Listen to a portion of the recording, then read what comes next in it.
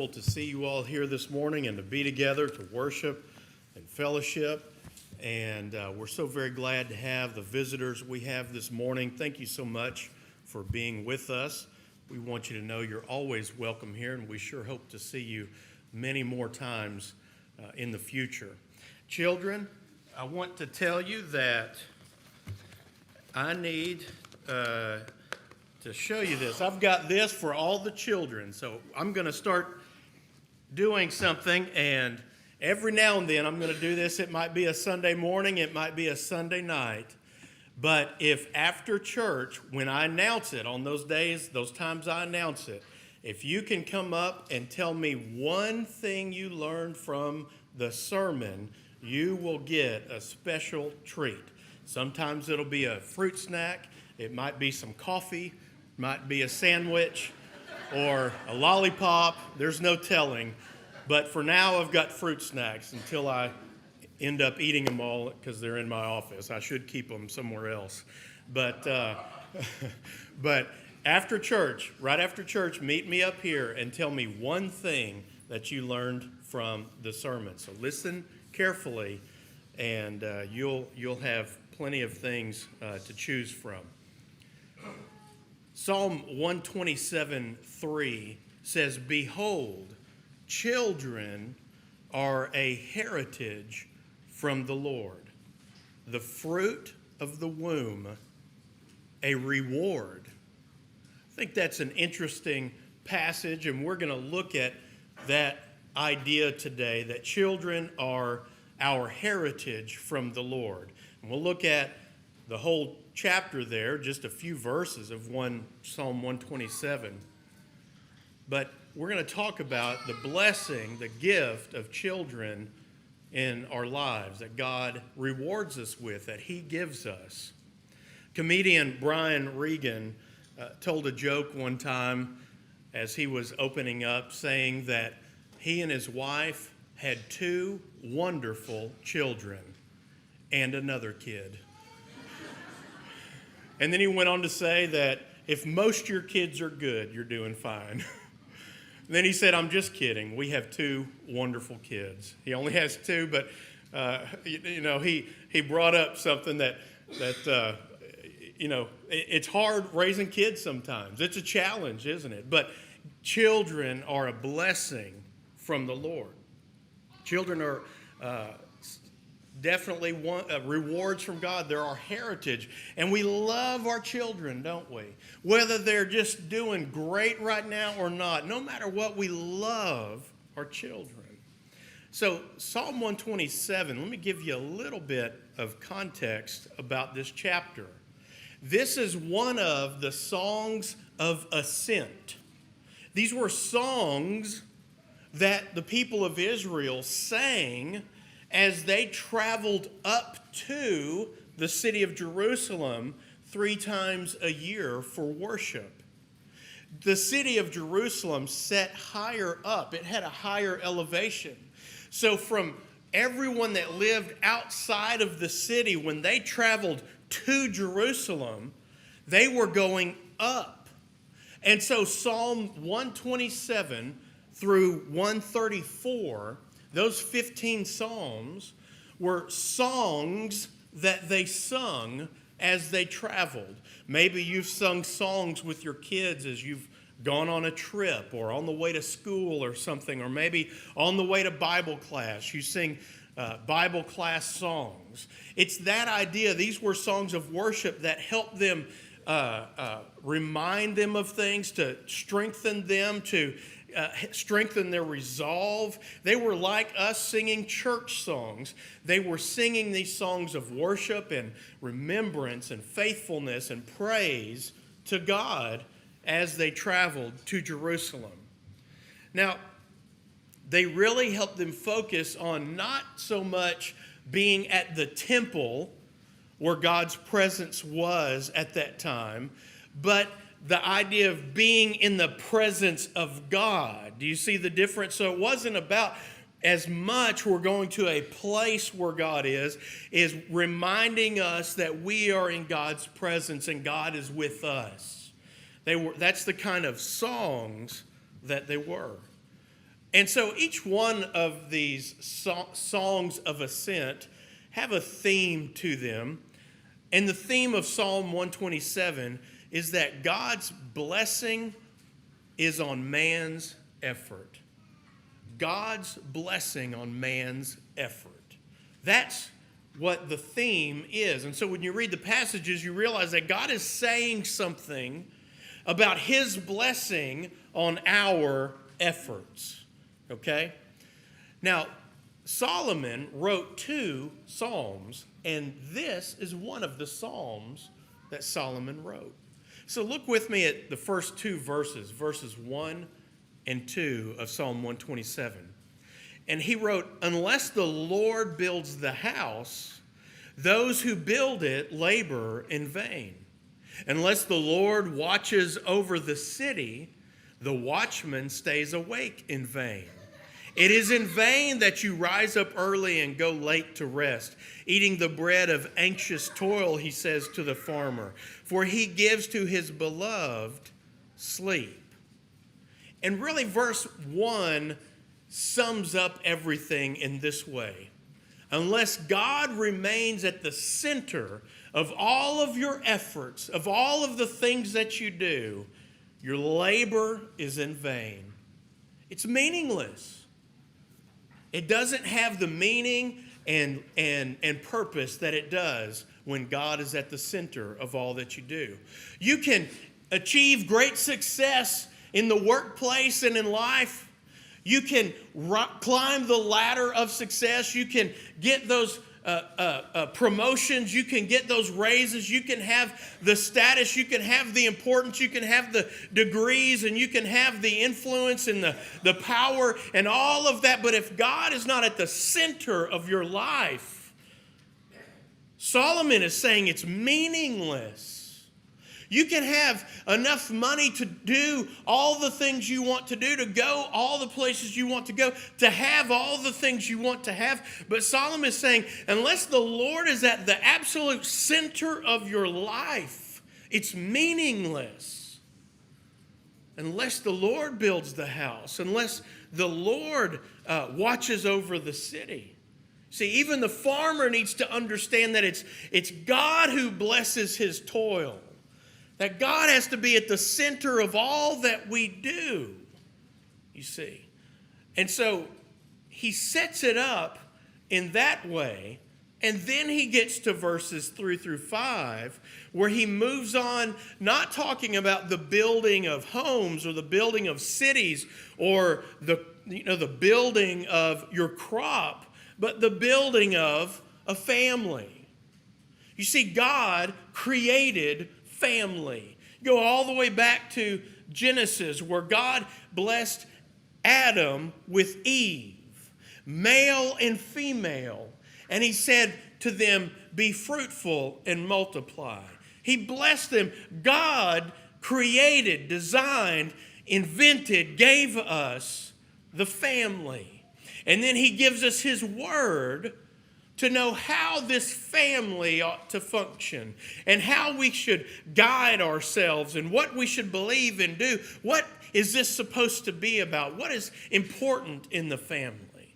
And so this Psalm of Ascent, Psalm 127, is reminding the people of Israel, God's people then and God's people now, that God must be at the center of all you do if it is to be truly meaningful and especially eternally meaningful. Listen to verses 3 through 5. "Behold, children are a heritage from the Lord, the fruit of the womb a reward. Like arrows in the hand of a warrior are the children of one's youth. Blessed is the man who fills his quiver with them. He shall not be put to shame when he speaks with his enemies in the gate." Now, I sincerely doubt that my parents thought my brother and I were a blessing very often. Kenley mentioned that not long ago about his experience, and I thought, well, we must be cousins or something, because I know my parents sometimes thought they were cursed with the 2 boys that they had. My sister, not so much. But with Jake and Josh, oh my goodness, They had to worry, what had we done wrong? You see, my parents weren't always crazy. They weren't always crazy. My brother and I did that to them. It's our fault. They didn't deserve that. We drove them to the brink of madness. That's what we did to our parents. And so I'm sure many times they thought, what are we going to do with these boys? Paul Sharrow, preacher Paul Sharrow in San Angelo has 3 brothers, and he's talked about that. He said one time, they grew up in Abilene, and he said one time they were out at Wilhare Park. If you're familiar with Abilene, Wilhare Park is off Ambler there. And they were starting fires in Wilhare Park and ended up starting a massive fire in the entire park. The fire department's out there and everything. They bring the boys home. And their dad, who was a preacher and had served in the military, took them in a back room and was spanking them so much that the mom was crying. She goes to the door and she says, honey, you got to stop. They're going to take these children away from us. And he said, leave me alone. Nobody wants these boys. Sometimes parents wonder about the blessing that they've been supposedly given. But we know in our hearts, even though when things get challenging, when things get difficult, when things aren't going as perfectly as we would like for them to be, we know that we love our children deeply. And we know that they are absolutely a blessing to us. Children, the Bible says, are a heritage from the Lord. That word heritage, as I put up here, it can mean possession or property. But it also means gift. And so, obviously, you have a legal responsibility for your children. But in this context, heritage means a special gift from God. That's what the psalmist is writing, that children are a gift from God. Someone might say, well, I didn't ask for that gift. And God would say, yes, you did. Yes, you did. I didn't just do this on my own. You had a part in this. But it means they were a special gift from God. And so what that lets us know is that we either see our children as a blessing or a burden. And how we see our children, how we view our children, do we view them as a special gift from God, or do we just view them as a burden? That will affect how we raise our children, right? And maybe some people, there are people who are raised where they just feel like they're a burden, that their parents don't recognize them as a special gift from God, and that's sad. And every child growing up in a Christian home ought to feel like they are a gift from God because their parents show them that. That doesn't mean they get everything they want and get to do all they want, but they know that their parents love them with the love of God as best they can. The Bible also says that children are a reward, and that the children are the fruit of labor, that they're a reward. What does that mean there? Well, when the Bible says that they're a reward from labor, the fruit of labor, that reward word there means wages. In other words, what you would get paid for working. Well, what labor did you do to get these children? Well, and most of the time, unless we're talking about adoption or something, or foster care, the mother labored to carry that child and then deliver that child. And remember from the garden when Adam and Eve sinned, and what did God say to Eve? He said, childbirth's going to be tough now. It's not going to be easy. You're going to feel the pains of childbirth. There's labor involved in carrying the child and delivering the child. Those of you who are older, before there were the medical care that could make it easier, you went through the whole thing, unfiltered, without extra help, and without the epidural or whatever. And so you got the full effect of that, perhaps. And so they're the fruit of labor. for the husband and mother, but mostly for the mother. And so when that child is born, the fruit has been rewarded, that special gift from God. Do you see that? So if you see your children as gifts from God, then you'll seek to raise them to be devoted to God, because you're thankful for the gifts that he's given you. You're thankful for the reward he's given you. And so in the Christian home, Christian parents seek to raise their children to be devoted to God. Now, we know in real life, parents make mistakes, don't we? And children eventually will choose their own way. And listen, all you can do is the best you can do. That's all you can do. And guess what? Tomorrow's already happened. I mean, no, it hasn't. Maybe in some multiverse it has. Yesterday has already happened. Tomorrow has not. You can't do anything about yesterday.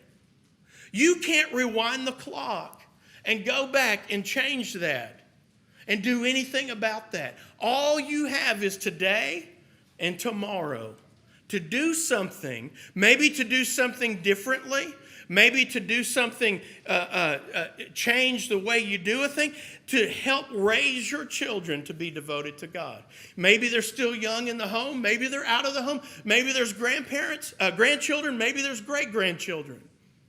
But all you have is today and every tomorrow that God gives you to see these children as a reward, as a gift from God, and to do your very best. And you can get burdened with the past and just wallow in that. Well, if you do that, guess what? You're wasting today that God gives you, and you're wasting tomorrow that God gives you.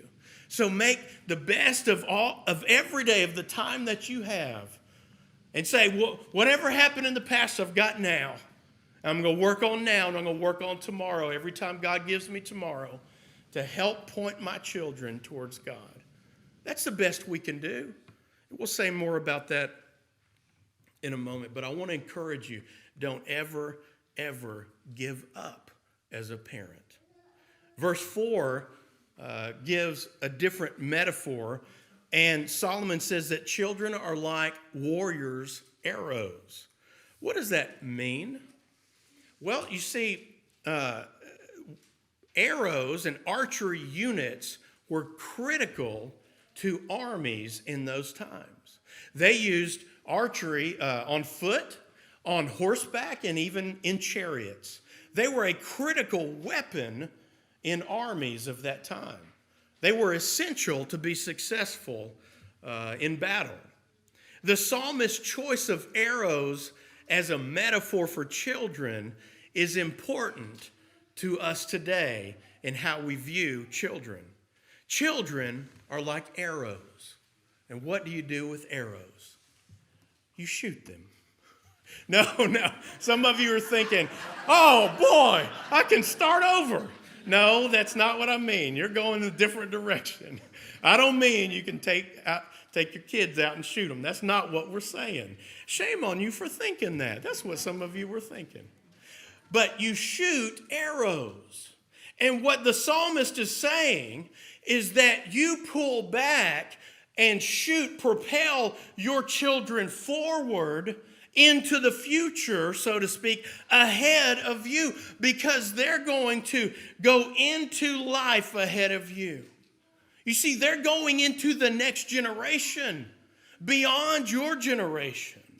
That's what they do. And so you're to raise them as God's gift and God's reward, so that they can be propelled into the future as God's reward, as God's blessing, and to do God's work. They are the future of your family, that heritage. They're the future of your family, and they're the future of the Lord's church. And so we've got to be, we have a responsibility with the reward and the gift that God has given us in the Christian home to prepare them for the future, you see. And so that's why we need to take advantage of everything we can to help prepare them to be propelled forward into the next generation. And so what are some practical things that just make sense to do? Well, obviously, coming to worship, Bible class, youth group and youth activities, VBS and summer youth series and our summer series for the children. See, those are the things that help prepare them now to be who they need to be when they're released, when they're shot forward into life, you see. And that doesn't mean that we don't have a responsibility in the home.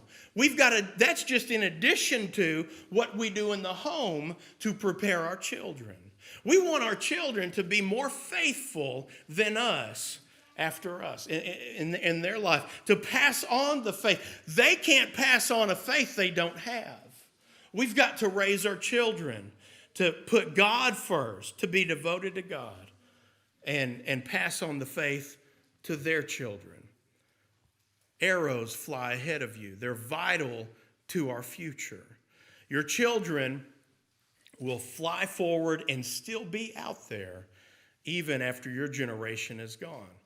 That's what faith development looks like in the Christian home. And that's why we've got to take it seriously. You know, our children are growing up, and those of you who have grandchildren and great-grandchildren, you can probably say the same thing. I can't believe it's gone by so fast. You know, Joyce and I now have 2 high schoolers. That just doesn't even make sense. How did that happen so quickly? And I know we're right there in the mix of it with many of you. Some of you have younger children, but many of you have grown children and you have grandchildren. And you probably feel like it's gone by so fast. And probably you wish in many ways you could rewind the clock and have time back with them. A friend of mine in Abilene had 2 girls. And I remember when they graduated and all that, and he would say, I wish we had a lot more kids. It went by too fast. I wish we had just had a ton of children. I miss them. But they had grandchildren and that sort of thing and loved being around them as well. You see, this world, this culture is bombarding our children and our youth with so much. We've got to do everything we can to prepare them to withstand that. Doesn't that bring to mind Ephesians 6, the armor of God? We've got to help them learn how to wear and use the armor of God. You see, everything we value is a gift from God, isn't it? Think about all of the blessings that God has given us. But there's only one blessing, one gift from God, that heritage, that reward, that you can take to heaven with you. That's your children. You see, you'll leave all your stuff behind. You're going to leave all your property. You're going to leave your truck behind and your dog. And that sounds like a country song, doesn't it? You're going to leave your boat. You're going to leave all your stuff, your money, everything you have, you're going to leave behind when you leave this earth. There's one gift that God, one blessing that God gives you, to use the words of Psalm 127:3, that you can take to heaven, and that's your children. We got to do everything we can to get them there. Now listen, they may not be, to use the arrow metaphor, they may not be flying straight right now. And that's difficult. And that hurts you all the time. You never stop thinking about that. And you pray about that constantly.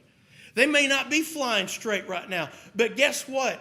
You hold on and you keep doing your very best to point them towards God, because you don't know when that wind will blow and they'll get back on course. You don't know. And right now, maybe it doesn't look like there's any interest at all in God in their life. You don't know what God is doing. You don't know what might happen in their life to turn their heart back to God, to aim themselves at God. So don't give up. Now, children, you know what? There's a very slight chance that your parents aren't perfect.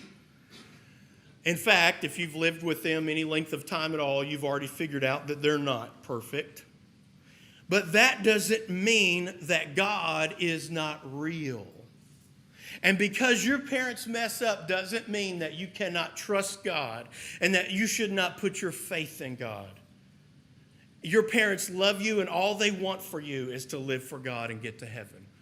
That's all they want for you. That's if they had to tell you one thing that they want for your life, that's what they would say. They care about your education. They care about your work. They care about everything else in your life. They care about your sports and your hobbies. But what matters most to them is that you go to heaven. So because they might make mistakes or fall short doesn't mean you can't put your faith in God. It doesn't invalidate the truth of God and His Word. One time when I was in middle school, my dad told us kids, my brother and my sister, to come into the living room. He was going to start doing a family devotional with us. He had one of those older picture Bibles, and he was going to read us a story, and we were going to talk about it. And we grew up going to church. I loved going to church, all that. We were there all the time. But we never did that. We had never done that before. And just as a middle school kid, that was the weirdest thing. I mean, that just was so weird and awkward and uncomfortable for us. And so we sat down, and he, reads us a Bible story, and then he goes to ask us some questions about it, and he couldn't get 2 words out of us. We didn't know how to, it shouldn't have been that way, but it was. And so I'm sure he looked at that moment after the fact and thought, what an absolute failure. Like, that was terrible. And guess what? We never did it again. Now, I'm not trying to say anything negative about my dad. What I'm trying to do is encourage you. Because you know what? Even though everything about me, the way I looked, wouldn't talk, and we didn't interact, and it seemed like we didn't like this, and it was just too weird and awkward. On the inside, you know what was happening in me? I was so proud of my dad for doing that. I loved it. It was awesome. And I wished he had kept doing that, to push through that external, facade that he saw, the weirdness that it was for us, until it became normal for us. And so I just share that story to encourage you to do the same thing, to speak about faith and God and the Bible in your home, Deuteronomy chapter 6, right? So I appreciate him for doing that, even though I wish we had continued to do that. So I say that to encourage you. Do that even when it's weird, even if it's awkward and uncomfortable. You see, what we do is we have to aim our children at the proper target. What is the proper target? Heaven. Heaven is the proper target. That we need to take our children, pull back the bow, and aim them, our arrows, at the bullseye of heaven. And so the only way to do that is to start with you, to aim yourself at heaven. You see, when both mom and dad are active, faithful Christians, the children in every study conducted have the greatest chance to grow up to be faithful Christians. And so therefore, the single most important thing you can do to help your children be faithful is to be faithful yourself. And I know that's ideal and that's not everybody's situation, but it doesn't. You be faithful yourself and never give up. You say, well, my situation isn't ideal. I wish if it was only this. You be faithful and you take advantage of today and every tomorrow God gives you, so that you can help aim your children towards heaven. Point them in the right direction. So I want to ask you this morning, are you aiming yourself and your children towards heaven? That's what we want to encourage you with this morning. Focus on those things. Aim yourself and your children towards heaven. And if we can help you with that, maybe you need prayers. Maybe you've let the wind blow you over here and the waves blow you over here, and you've got to get yourself flying towards the bullseye. Let us help you this morning. Maybe you haven't been aimed towards heaven yet, and you're ready to talk about becoming a Christian, and you're ready maybe even to become a Christian this morning, to put on Christ in baptism. We encourage you to do that today. You don't know how many tomorrows you'll have. If we can help you this morning in any way, we invite you to come forward as we stand and sing. When we walk with our Lord.